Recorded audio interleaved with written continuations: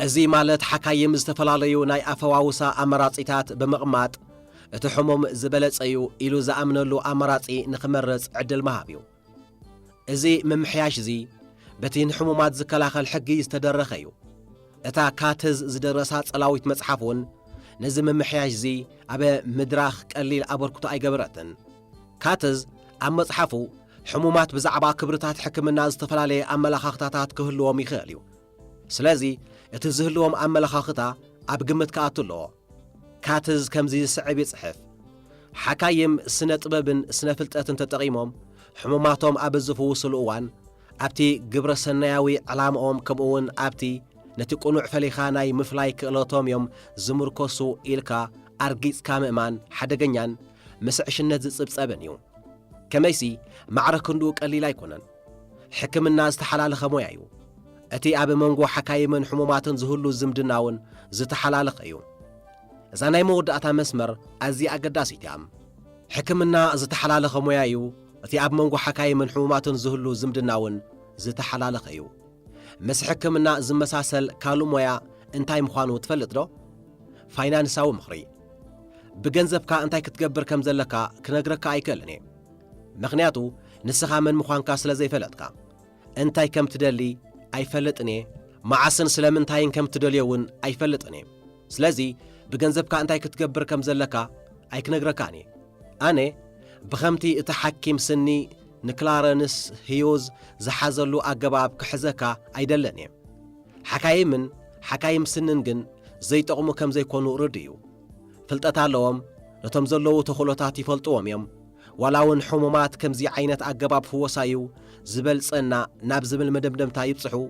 بزي قدس بزيادة عيني أقباب كم زي سرحون يفلطو يم أما خرط فاينانسون بتماساسالي جنزب أدماساويان حقتاتا لوو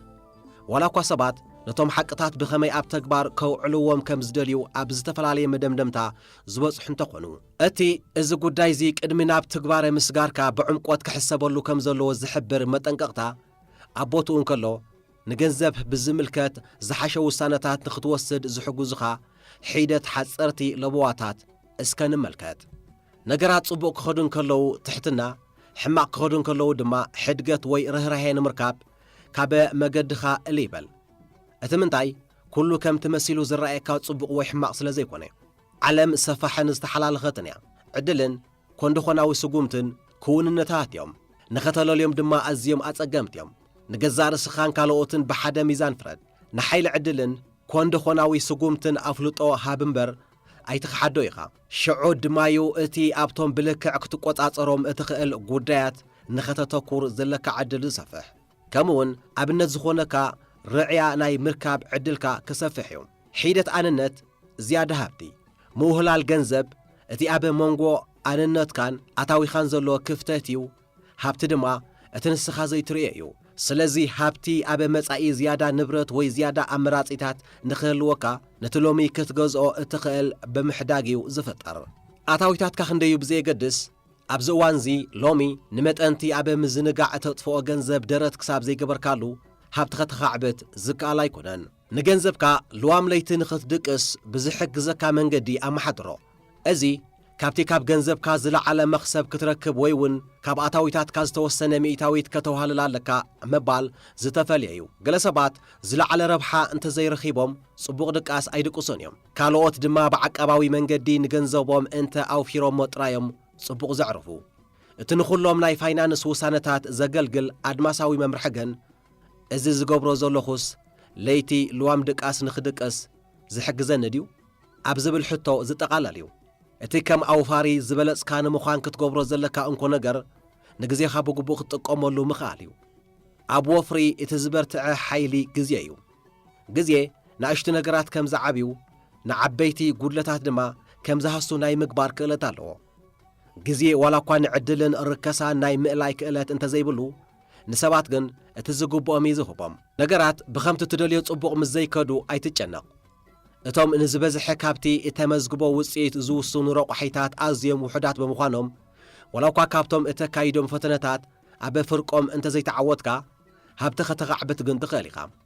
بجنزبك أنتي تجبر على خاب زي جدس بتم تعير كلهم كنسخة زي تعود كلهم سرحات زي متشونت كسمعك أي جبان كميسي أبي وطن علمن كل ساعة كتعوت ويكتسعر سلازي قال سلازي نقصقاسك أب كندي أب توم إتكايدوم وفرتات بتناصل نمولو السئلين أي وفرتاتك أب قمت بمئتاو كتلوكو عيقبا بزح زبولو جنكا دخوماتن وحد زبولو جنكا بلوطاتن وفرتات كهلو خاصبايو نوفرتات بتناصل ممزان نتم استعوتو كابت حقنيا بالحوم زيادة بلحتي نتم زفشلو وي استسعرو دما كابت زقبان لعلي زتعسو يمسلهم نغزيخا بزقبان نختقوطاطر ገንዘብ ተጠቀም ከመይሲ ግዜኻ ክትቆጣጸር ዘይምኻል ንሓጎስካ ስለ ዘበላሹ ኣብ ዓውዲ ፋይናንስ እቲ ኣብ ዝደለኻዮ እዋን ምዝደለኻዮ ሰብን ክሳብ ዝደለኻዮ ግዜን ዝደለኻዮ ናይ ምግባር ክእለትን ልዑል መኽሰብ ዘውህብ እዩ ኩሉ ሳዕ ብሉጽ ምስሊ ሃሉካ ግንካ ዘብለጭልጭ ነገራት ኣይትውደብ በትንስኻ እትውንኖ ኩሉ ሕልፍኻ ክምሰጥ ዝኽእል ሰብ የልቦን ምናልባት እተብለጭልጭ መኪና ወይ ብልጽቲ ሰዓት እደሊ እኸውን እየ ኢልካ ትሓስብ ትኸውን ኢኻ ይኹን እምበር እቲ ናይ ሓቂ ድሌትካስ ሰባት ከኽብሩኻን ከድንቑኻን እዩ ግንካ ክብረትን ኣድናቖትን ካብ ዘብለጭልጩ ነገራት ንላዕሊ ብሕያውነትን ትሕትናን ክትረኽቦም ተኽእል ኣሎ ኣዋህልል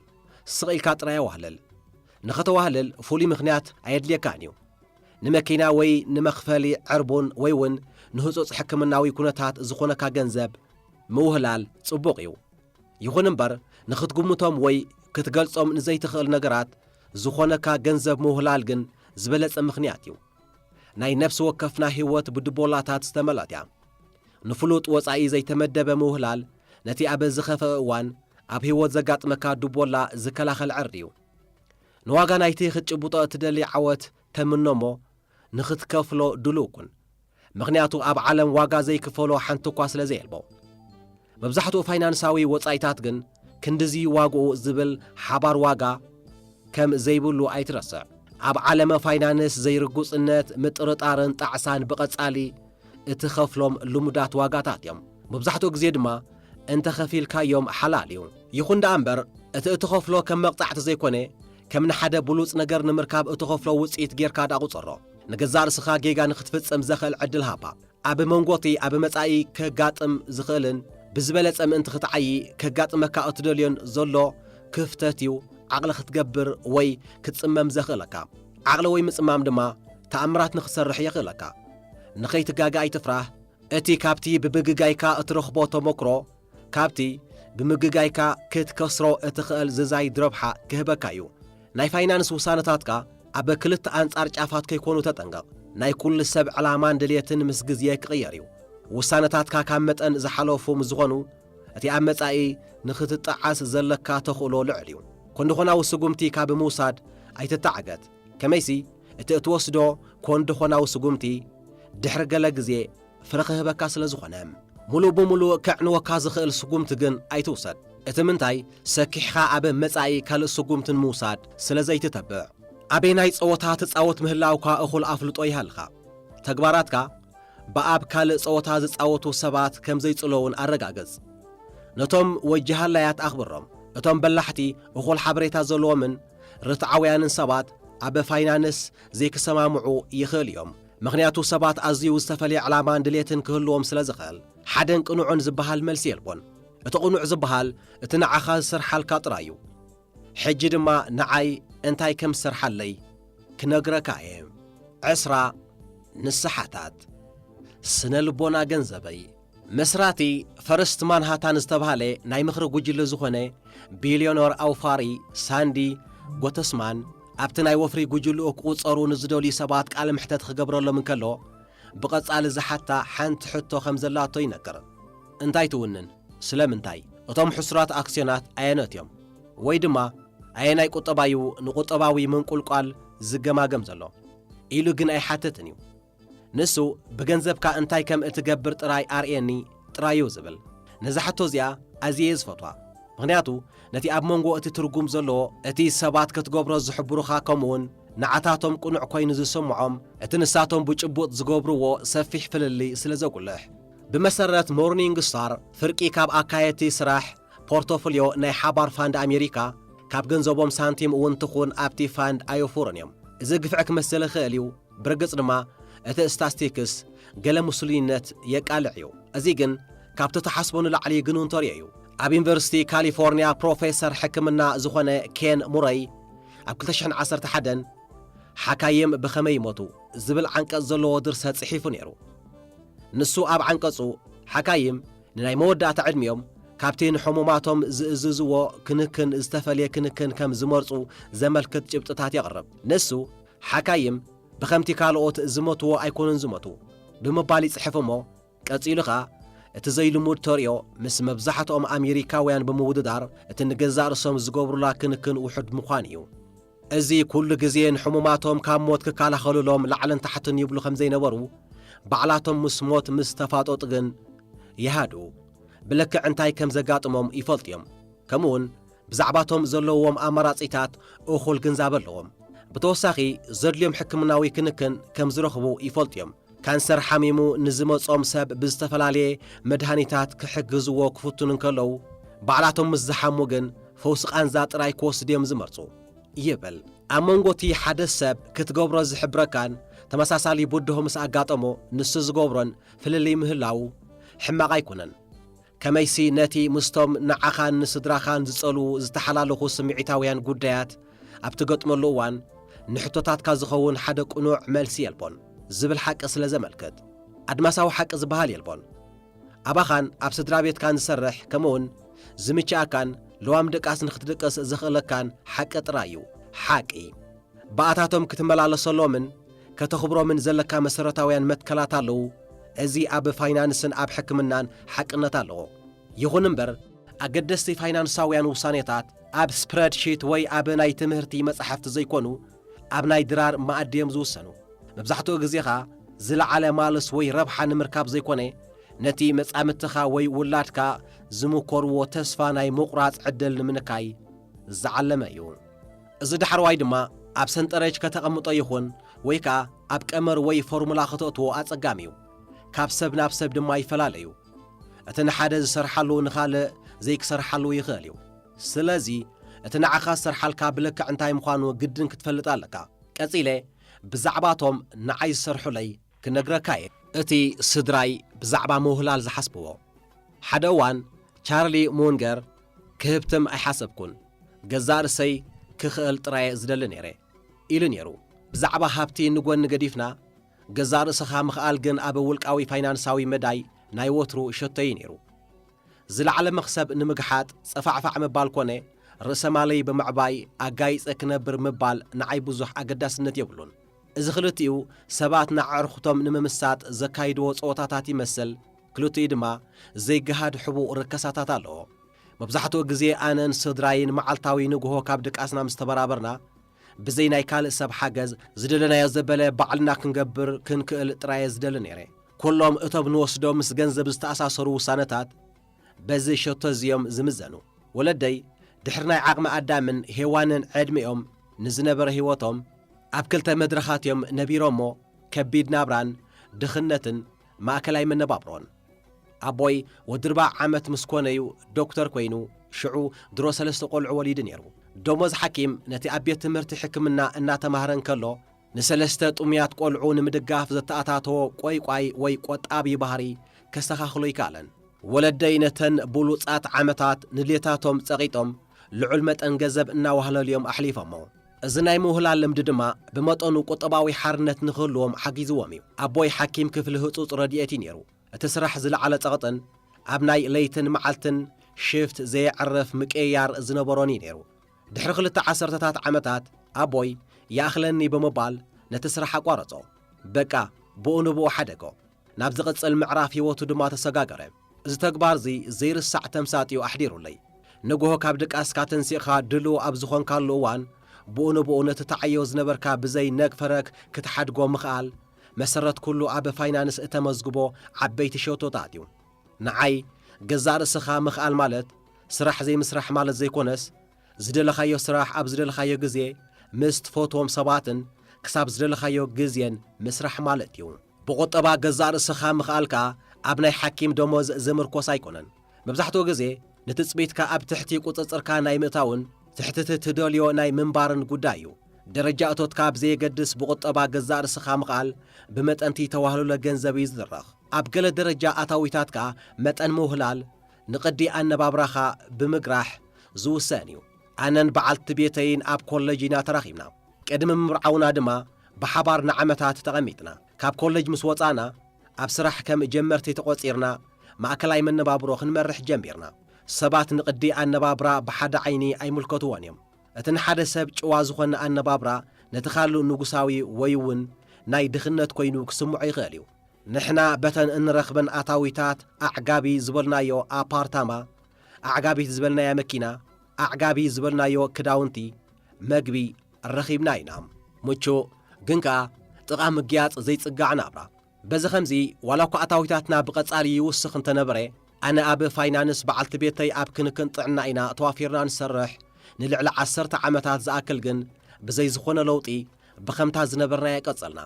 እዚ ድማዩ ንመጠን እነዋህሉሎ ገንዘብ ዘዛየዶ ኣብ ኣታዊታትና እነመዝግባ ናይ ነፍሲ ወከፍ ዶላር ወሰኽ ኣብቲ ናይ ሓርነት ማዕከን እንብሎ ናይ ምውህላል መደብናያ ትውህለል። ሕጂ ትሕቲ ዓቕምና ኢና እንነብር ዘለና። እዚ ድማ ብዛዕባ ኣታዊታትና ውሑድ ብዛዕባ እቲ ኣብ 20ታት ዕድመና ዝመስረትናዮ ኣነባብራ ንምዕቃብ ዝገበርናዮ ውሳነ ግን ብዙሕ እዩ ዝነግረካ። ሓደ ካብቲ ኣነ ዝሕበነሉ ናይ ገዛና ፋይናንሳዊ ውጥን ንድልየታትና ገደብ ናይ ምግባር ክእለትና እዩ። መጠን ናይቲ እንዋህሉሎ ገንዘብ ልዑል እኳ እንተኾነ ሳሕቲ እንተዘይኮይኑ በቐቐቕ ንብል ዘለና ኮይኑ ኣይሰማዓናን እዩ። እቲ ምኽንያት እቲ ዝያዳ ንምርካብ ዘለና ባህጊ ነናሻዕ ስለ ዘይዓቢ እዩ። እዚ ማለት ባህግታት የብልናን ማለት ኣይኮነን። ጽቡቕ ነገራት ንፈቱን ብምቾት ንነብሮን ኢና፣ ንድልየታትና ጥራይ ኢና ንገርሖም። እዚ ዝተባህለ ግን ኣብ ኩሉ ሰብ ይሰርሕ እዩ ክበሃል ኣይክእልን። ንዓና ከም ስድራ ክሰርሓልና ዝኸኣለውን ኣነን በዓልቲ ቤተይን ስለ እንሰማማዕ ጥራይ እዩ። ንጉዳያትና ብማዕረ ኢና ንውስን። ብዛዕባ ዝኾነ ይኹን ጉዳያትካ ኣሕሊፍና ኣይንውሃሃብን ጥራይ ዘይኮነ ኣብ ዋጋ ዕዳጋውን ኣይነጥዎን። መብዛሕትኦም ካብቶም ባህታ ዝፈጥሩልና ንጥፈታት ብእግርኻ ምጓዓዝ፣ መጽሓፍ ምንባብን ብድምፂ ዝተመልኡ ኣነቓቓሕቲ መደባት መስማዕን ብውሑድ ወጻኢታት ስለ ንረኽቦም ሳሕቲ እንተዘይኮይኑ ዝሰኣና ኮይኑ ኣይሰማዓናን እዩ። ሳሕቲ ነቲ ናይ ምውህላል መደብና ኣብ ምልክት ሕቶ ኣብ ዘእትወሉ እዋን ነቲ ወለደይ ንነዊሕ ዓመታት ብምውህላል ዝረኸብዎ ሓርነት ብምዝካር ንምጥርጣራተይ እፍውስ። እቲ ዝለዓለ ሸቶና ቁጠባዊ ሓርነት ወይ ገዛእ ርስኻ ምኻል እዩ። ትሕቲ ዓቕምኻ ዝፈቕዶ ምንባር ካልእ ረብሓውን ኣለዎ እዩ። ንሱኻ ካብቲ ንድልየታትካ ንምምላእ እተካይዶ ላዕልን ታሕትን ጉያን የድሕነካ እዩ። ትሕቲ ዓቕምኻ ዝፈቕዶ ብምቾት ምንባርን ሕልፍቲ ዘድልየካ ዘይምድላይን ካብቲ ንብዙሓት ኣብ ቀዳማይ ዓለም ንዝነብሩ ዘሳቒ ዓብዪ ማሕበራዊ ጸቕጢ የድሕን እዩ። ናሲም ጣለብ ከምዚ ይብል፣ ሓቀኛ ዓወት ሰላም ኣእምሮ ንምርካብ ካብ ጸደፍደፍ ንምድሓን ንንጥፈታትካ ክድርት ምኽኣል እዩ ይብል። ኣነ ነዚ ኣባህላ እዚ ፈትወየ። ብዛዕባ ቁጠባዊ ሓርነት ወይ ገዛእ ርስኻ ምኽኣል ኣዝና ስለ ንግደስ ኣብ ወረቐት ትርጉም ዘይወሃቦም ብዙሓት ነገራት ጌርና ኢና። ከይተለቃሕና ብገዛእ ገንዘብና ኢና ገዛወኒና። እዚ ምናልባት ብኽኢላታት ፋይናንስ እቲ ዝኸፍአ ፋይናንሳዊ ውሳነ ክኸውን እንከሎ፣ ንዓና ግን እቲ ዝበለጸ ናይ ገንዘብ ውሳነ እዩ። ገዛ ክንገዝእ እንከለና ብዘይ ምግናን ናይ ልቓሕ ወለድ ትሑት እዩ ነይሩ። ዝኾነ ኣማኻሪ ነቲ ኣብ ውሑድ ወለድ ዘለዎ ገንዘብ እትረኽቦ ረብሓ ክትጥቀመሉ፣ ንዘዋህለልካዮ ገንዘብ ድማ ናብ ልዑል ረብሓ እትረኽበሉ ከም ኣክስዮን ዝኣመሰሉ ወፍርታት ከተወፍር እዩ ዝመኽረካ። ዕላማና ግን ርትዓውያን ምዃን ጥራይ ኣይኮነን። ብስነ ልቦናዊ መዳይ ርትዓውያን ምዃን ጥራይ እዩ። እቲ ብዘይ ዕዳ ገዛ ምውናነይ ዝረኽቦ ናይ ሓርነት ወይ ገዛእ ርስኻ ናይ ምኽኣል ስምዒት ካብቲ ብትሑት ልቓሕ ንብረት ብምጥራይ ዝረኽቦ ፍሉጥ ፋይናንሳዊ መኽሰብ ኣዝዩ ዝዛየደ እዩ። ነቲ ዝተለቃሕናዮ ንምድቕቓስ ክንከፍሎ ዘለና ወርሓዊ ክፍሊት ምእላይ ካብቲ ኣብ ነዊሕ እዋን እንረኽቦ ረብሓ ዝበልፅ ስምዒት ዝፈጥር እዩ። ኩሉ እዚ ናይ ሓርነት ገዛእ ርስኻ ናይ ምኽኣልን ስምዒት ከም ዝስማዓኒ ዝገብር እዩ። እዚ ውሳነ እዚ ቅኑዒ ብምባል ነቶም ብዛዕባ ጉድለታቱ ዘመልክቱ ወይ ነቶም ፈጺሞም ከምኡ ዓይነት ውሳነ ዘይወስዱ ክምጉት ኣይደለን እየ። ነዚ ውሳነ እዚ ኣብ ወረቐት ኣስፊርካ ክትከላኸለሉ ኣይትኽእልን ኢኻ። ንዓይን ንበዓልቲ ቤተይን ግን ይሰርሓልና እዩ። ባህታ ዝፈጥረልና ውሳነ እውን እዩ። እቲ ዘገድስካ ንሱ እዩ። ብሉጻት ውሳነታት ኩሉ ግዜ ርትዓውያን ኣይኮኑን። ኣብ ሓደ እዋን ሕጉስ ወይ ቅኑዕ ካብ ምዃን ግድን ንሓዲኡ ክትመርጽ ኣለካ ብተወሳኺ በኣንጻርቲ መብዛሕትኦም ናይ ፋይናንስ ኣማኸርቲ ዝህብዎም ምኽሪ ዝበዝሐ ሚእታዊት ካብ ርእሰ ማልና ብጥረ ገንዘብ ኢና ንሕዞ እዚ እውን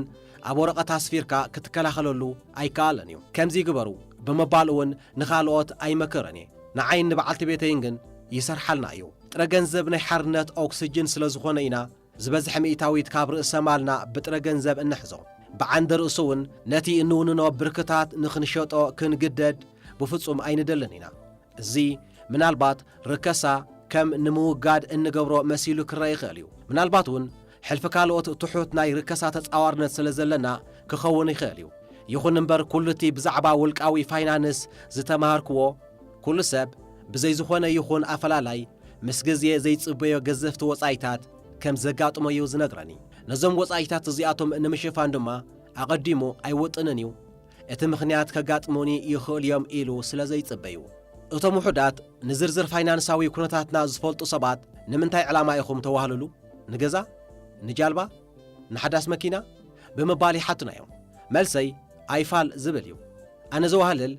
ዓለም ካብ ትጽቢትና ወጻኢ ብዝኾኑ ዓቐበትን ቁልቁለትን ዝመልአት ስለ ዝኾነት እየ ብኻልእ ወገን ንወጻኢታትና ካብቲ እነዋህልሎ ገንዘብ ብምኽፋልና ንብርክታትና ካብ ምሻጥ ስለ ንድሕን ድርብራብ ወለድ ብርክና ንኽዛይድ ሰፊሕ ዕድል ኣለዎ ነዚ ቻርሊ ሙንገር ጽቡቕ ገይሩ ገሊጽዎ ኣሎ እቲ ቀዳማይ ሕጊ ድርብርብ ወለድ ኣድላይነት ብዘይብሉ ኣገባብ ፈጺምካ ኣይተቋርጾ ዝብል እዩ እቲ ስድራይ ብዛዕባ ወፍሪ ዝሓስብዎም ንሞያይ ኣብ ዓውዲ ኣክስዮን ማለት ስቶክ ጀሚረዮ ኣብቲ እዋንቲ ናይ ከም በዓል በርኪሻየር ሃታዌይን ፕሮክተር ኤንድ ጋምብልን ዝኣመሰለ ዓበይቲ ኩባንያታት ውልቃዊ ኣክስዮናት ጥራይና ንውንን ነርና ኣብ ዕስራታት ዕድመይ 25 ኣክስዮናት ነይሮኒ ኣብ ዕዳጋ ኣክስዮን እሞ ተዓዊተ ዶ ርግጸኛ ኣይኮንኩን ከም መብዛሕትኦም እቶም ዝፈተኑ ጽቡቕ ነጥቢ ኣይመዝገብኩን እቲ ኾይኑቲ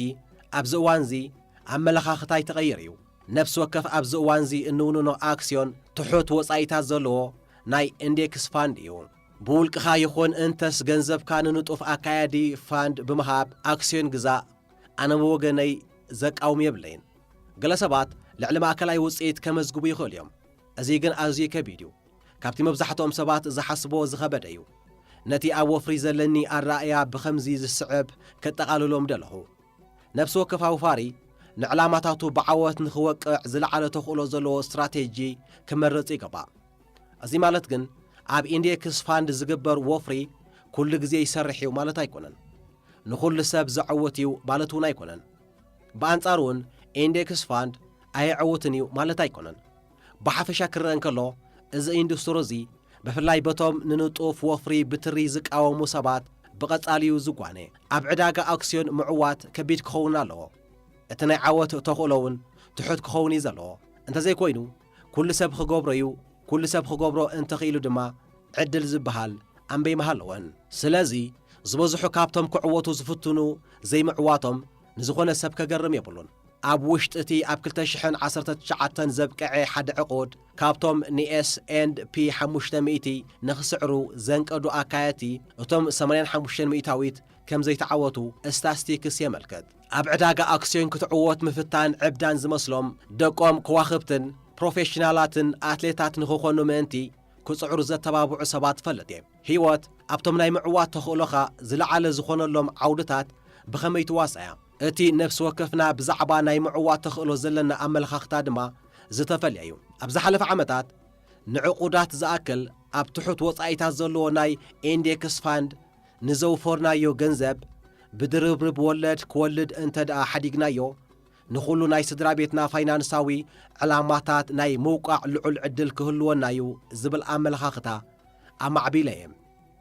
እዚ ከምዚ ዝኣመሰለ ኣመለኻኽታ ካብቲ ቆጣቢ ዝኾነ ቅዲ ኣነባብራ ስድራይ ዝፈለቐ እዩ ንሸቶታትካ ብዘይቲ ኣብ ዕዳጋ ኣክስዮን ንኽዕወት ብምባል እትወስዶ ኮንዶ ኾናዊ ስጉምቲ ክትወቕዖም ትኽእል እንተ ደኣ ኮንካ ኣብ ዕዳጋ ኣክስዮን ንኽትዕወት ምፍታን ደኣ እንታይ እዩ ረብሑ ኣብ ዓለም እቲ ዝዓበየ ኣውፋሪ ንኽኸውን ዘኽእል ዓቕሚ የብለይን ሕማቕ ኣውፋርዩ ከብለኒ ዘኽእል ዋሓደ ዓቕሚ እውን የብለይን ብኸምዚ ክሓስቦን ከለኹ ኣብ ኢንዴክስ ፋንድ ምውፋር ናይ ዘይሓስብ እዩ እብል ኩሉ ሰብ በዚ ስነ መጎት እዚ ከም ዘይሰማማዕ እፈልጥ እየ ብፍላይ እቶም ንዕዳጋ ኣክስዮን ምቁፅጻር ዝስርሖም ኣዕሩኽተይ ፈጺሞም ኣይቅበሉንን እዮም ንርእይቶኦም ኣኽብሮ እየ ይኹን እምበር እዚዩ እቲ ንዓና ዝሰርሓልና ካብ ነፍሲ ወከፍ ደሞዝና ኣብ ኢንዴክስ ፋንድ ነውፍር ክንድዚ ገንዘብ ከነውፍር ኢና ዝብል ሸቶ የብልናን ኩሉ ወጻኢታትና ምስ ሸፈና ነቲ ዝተረፈና ኢና እነውፍሮ ንናይ ጥሮታ ሕሳባትና እውን ኣብዞም ፋንድታት ነውፍሮ ኣብ ናይ ደቅና 529 ናይ ኮለጅ ውህለላ መደባት ድማ ነበርክት ጽሩይ ሃብትና እምበኣር ገዛ ናይ ባንኪ ሕሳብን ገለ ናይ ኢንዴክስ ፋንድን እዩ ሃብቲ ካብዚ ንላዕሊ ዝተሓላለኸ ክኸውን ኣየድልየናን እዩ ኣነ ብወገነይ ዘይተሓላለኸ ቀሊል ምዃኑ ደስ ይዝብለኒ ሓደ ካብቲ ብዕንቆት ዝኣምነሉ ናይ ወፍሪ እምነታት እቲ ኣብ መንጎ ናይ ወፍሪ ጻዕርን ካብ ወፍርኻ ትረኽቦ ውፅኢትን ዘሎ ምትእስሳር ውሑድ ምዃኑ ዝገለጽ እምነት እዩ እቲ ምኽንያት እቲ ውፅኢት ብውሑዳት ረቑሒታት ስለ ዝውሰን እዩ ኣብ ወፍሪ እተካይዶ ጻዕሪ ብዘየገድስ ኣብቶም ኣብቲ ዝሓንጸጽካዮ ስትራቴጂ ወሰንቲ ዝኾኑ 2 ወይ 3 መዳያት እንተ ዘይነፊዕኻ ብሉፅ ውፅኢት ከተመዝግብ ኣይትኽእልን ኢኻ ብኣንጻሩ እውን ሓቂ እዩ ቀለልቲ ናይ ወፍሪ ስትራቴጂታት ኣብቶም ንዓወት ናይቲ ስትራቴጂ ዝውስኑ ረቑሒታት ክሳብ ዘተኮሩ ብሉፅ ውፅኢት ክፈጥሩ ይኽእል እዮም ናተይ ናይ ወፍሪ ስትራቴጂ ኣብ ምምራጽ ቁኑዕ ናይ ወፍሪ ጽላት ወይ ዝቕጽል ቁጠባዊ ምንቁልቋል መዓስ ከም ዘጋጥም ኣብ ምትንባይ ዝምርኮስ ዘይኮነስ ኣብ ልዑል መጠን ምውህላል ትዕግስትን ዓለማዊ ቁጠባ ኣብ ዝቕጽሉ ሓያሎ ዓሰርተታት ዓመታት ልዑል ዋጋ ክፈጥር እዩ ዝብል ተስፋን እዩ ዝምርኮስ ዳርጋ ኩሉ ናይ ወፍሪ ጻዕረይ ብዛዕባ ዘን 3 ጉዳያት ብፍላይ ኳዳ ኣብተን ቀዳሞት ብቐጥታ ክቆጻጸረን ዝኽእል 2 ቀዳሞት ዘተኮረ እዩ ኣብ ዝሓለፈ እዋን ናይ ወፍሪ ስትራቴጂታተይ ቀይረ ኣብ መጻኢ ንኽቕይሮ እውን ሰፊሕ ተኽእል ኣሎ ብኸመይ ነዋህልል ወይ ነውፍር ብዘየገድስ ኩሉ ግዜ ግዛእ ርስኻ ናይ ምኽኣል ዕላማ ከም ዘለና ርግጸኛ እየ ኩሉ እቲ ኣብ እዋን ለይቲ ልዋም ዘለዎ ድቃስ ንኽንድቅስ ዘኽእለና ዕዮ ድማ ክንዓይ ኢና እቲ ናይ መወዳእታ ዕላማ ምልከት ስነ ልቦና ገንዘብ እዩ ኢልና ኢና ንሓስብ ግንካ ነፍሲ ወከፍ ሰብ ነቲ ንዕኡ ዝሰርሓሉ ግድን ክፈልጥ ኣለዎ ከመይሲ ዝዓበደ ሰብ ስለ ዘየልቦም ዛንታ ስነ ልቦና ገንዘብ ኣብዚ ፍጸም ደራሲ ሞርጋን ሃውሰል ትርጉም መኪኤል ኣዳም ተራኺ ሓይላ ባሰፋው